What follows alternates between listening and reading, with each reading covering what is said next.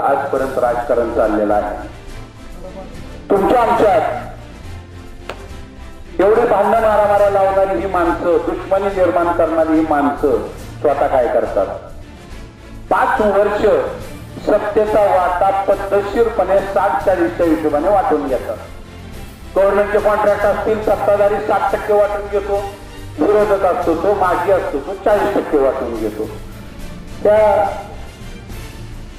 2-3 वर्षामध्ये ग्रामीण भागात फिरतोय, प्रत्येक गावात गेल्याच्या नंतर तिथली लोक सांगतात त्याची साईड पट्टीचं काम चाललंय ना, डावीकडचं आधीच आहे, उजवीकडचं माझीच आहे।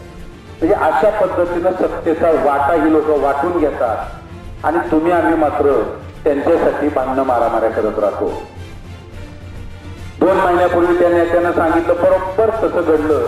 मागच्या 15 दिवसात आपण बघितलं असेल, बार्शीमध्ये 2 तलवारीनं हल्ले झाले। त्याच्या पुढचं मी तुम्हाला बाकीच सांगतो, भविष्य सांगतो। त्या दोन्ही हल्ल्यामध्ये त्याच्या घरच्या दोघांची नाव आले, त्याच्या घरच्या दोघांची नाव आले। परवाच्या दिवशी मुंबईमध्ये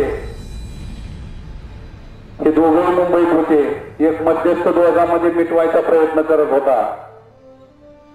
ह्याच्याकडच्या घरच्या दोघांची नावं काढून टाकायची, ह्याच्याकडच्या दोघांची घरची नावं काढून टाकायची आणि ते 4-8 दिवसात दिसलं तुम्हाला।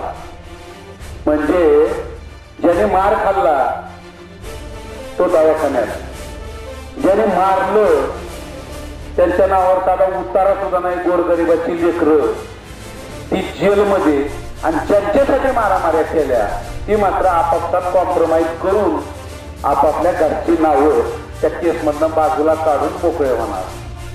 अशा पद्धतीचं घाणेरडं राजकारण बार्शीमध्ये चाललेलं आहे। ते कुठेतरी बदलायची गरज आज निर्माण झालेली आहे।